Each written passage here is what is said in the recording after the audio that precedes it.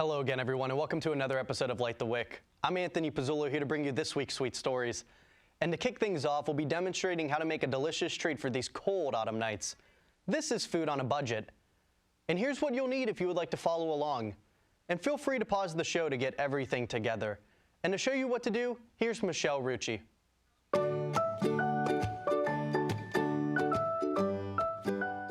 Thank you for joining us. Today, Food on a Budget will be showing you how to make chocolate cherry cupcakes with the ingredients below.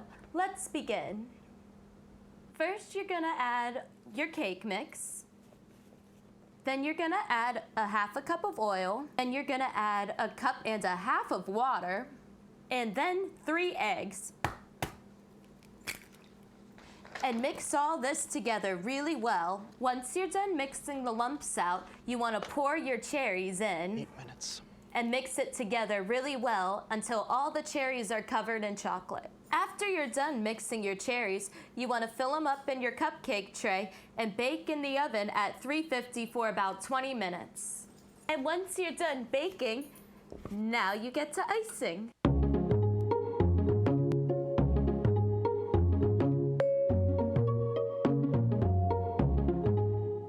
Now, after you've iced them, just add a few decorations like sprinkles or little acorn things, and voila!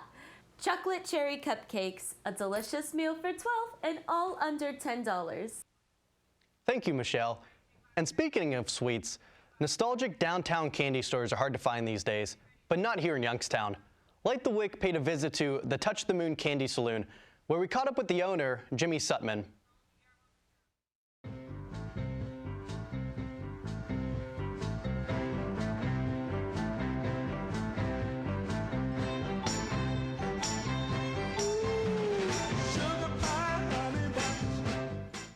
Yeah, we started it in spring of 2005. It was kind of funny. For years, these windows were all boarded up. I mean, those are the panes of glass. Well, one has been broken, but the other ones are original. And they just, once you took off the wood, the glass was still there. Yeah, as far as the space goes, this is on the back end of the Peggy Ann building. I just saw some photos recently where there was a script, Peggy Ann. That's why they called it that on the front of the building. It's been gone for quite a long time. But again, this part of the building was, it was pretty deplorable. I mean, this floor wasn't here, it was cement. So we had to put, some money into it, which hurt our initial investment, but we wanted the space. But, the South Phelps, we're right next door to City Hall and the police station, so it's a good site there. As you mentioned, there used to be a Chinese restaurant right across the street. Now it's a boxing gym, which is kind of fun because the boxers come on in here. And in fact, Mike Tyson has been in here because, they stopped, and he was great. He gave one of our folks with disabilities a $100 tip when he came in and said that he has dyslexia and he would have sat here for an hour if he could have. First year, because we had to rehab the whole space, we had to buy all the initial candy. And my business model isn't exactly a good one because I should be paying, one person to work here at a time, and at times we have 3 or 4 because we have adults with disabilities working here. So it's funny, the first year we lost $36,000. That was our initial investment. And then the second year we lost $25,000. And then the third year we lost 18. So we were making money, but we still weren't getting close to where we needed to be. And it's funny, as last year was the first year where we kind of broke even, and it was like a huge party.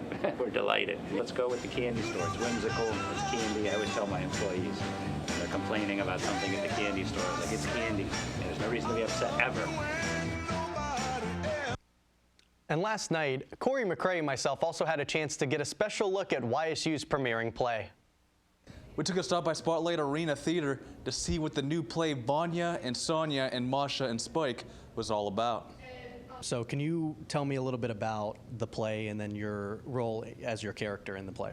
Well, one of the great things I think about this play is that it talks about the difference between generations, millennials versus the Generation X, and kind of the differences on how we view the world and kind of our reluctativeness to change, and also kind of how we can learn from each other, I think is a huge theme in this one.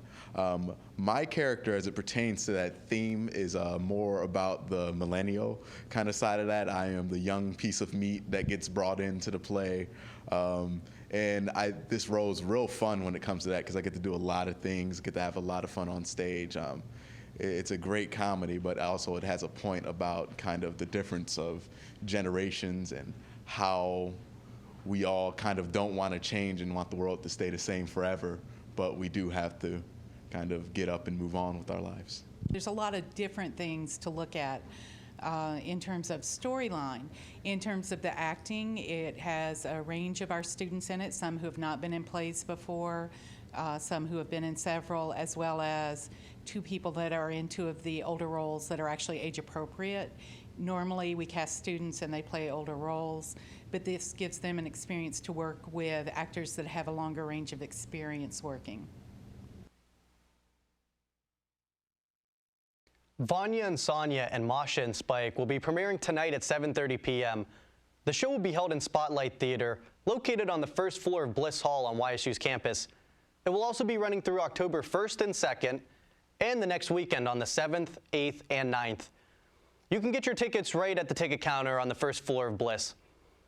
And that's all for this week on Light the Wick. Be sure to check us out on our social media accounts to stay updated with our show schedule and to get a sneak peek of the stories we're cooking up. You can also let us know if you have an idea for a story you would like us to cover. This has been Anthony Pizzullo with Light the Wick. I hope you all tune in again next week. Take care, everyone.